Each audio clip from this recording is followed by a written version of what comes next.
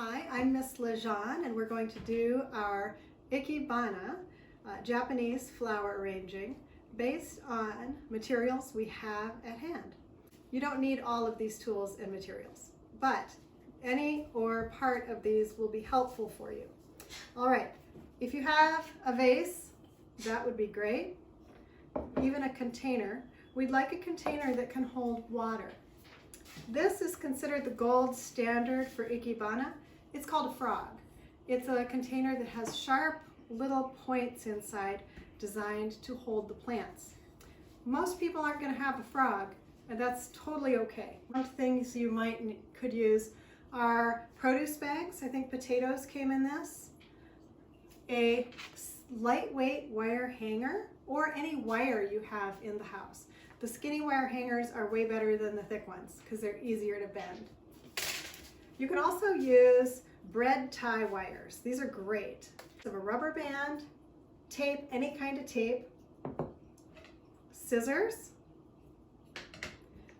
garden clippers or shears, pliers.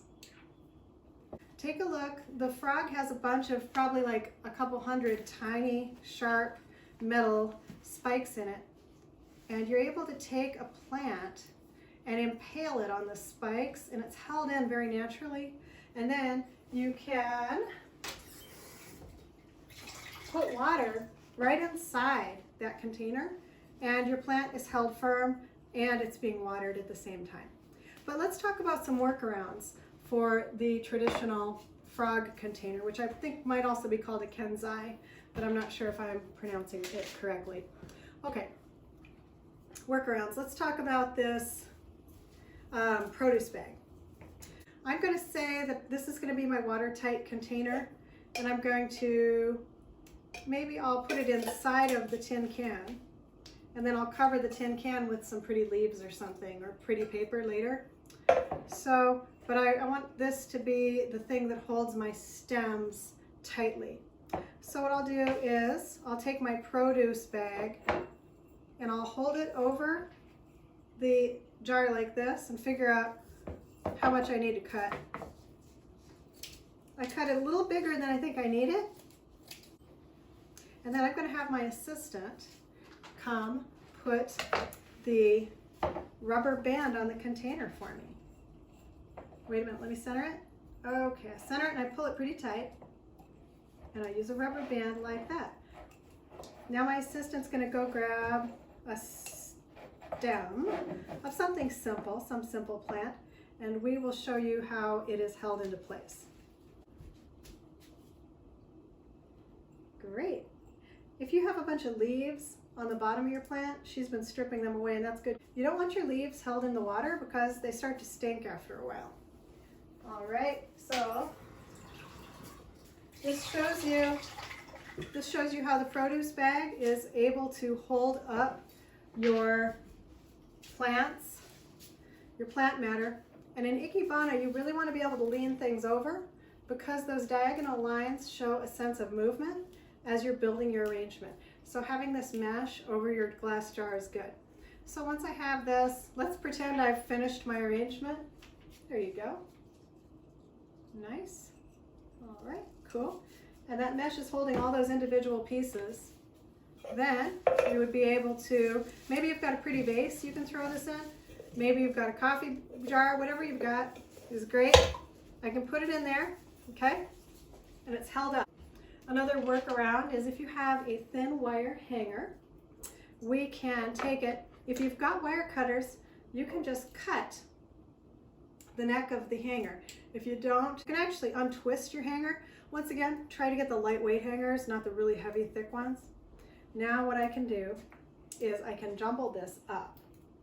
And I'll take my container I want to use. Let's go back to the coffee cup idea. If I want to put flowers in the coffee cup, I can take my wire, and maybe my assistant can help me jumble it into a bunch. Bending, jumbling. Nice. Let's fold that wire in until it sort of bunches in on itself. Something like that. You can put it inside of the container, And then let's grab a couple of stems. And we're putting the stems inside the different parts of the wire so they can be held firm and not fall all over the place. You can put them exactly where you want them. Good. Okay. So we've got our jumble of wire technique, and if we wanted to, we could fill this with water. All right. Good. And those little, nice, it's got a nice curve to it. Those little intersections of the wire are able to create pockets that hold the vegetation in place nicely. All right, so another workaround is if you want to create little pockets that you can put the vegetation into without it falling over. If you find a branch that has little Y's in it, see how this branch has a Y in it? That can be used really well too. So I'm going to lay that Y over my jar, and I'm going to make note of where it could be cut off and fit inside of the jar. And I'm going to cut it the tiniest bit bigger than I think I need it. I'm going to take my shears, cut, whee! Here, assistant, can you hold that little Y for me? Thank you. Cut. Great. Now my Y is the same size as the opening of my container. Okay. And it fits in there with some tension. That is desirable. So now I can take a stem of something, put it in one part of the Y, and it's held. Great. Grab that rose and put it in a different section, and that's held in differently. Okay.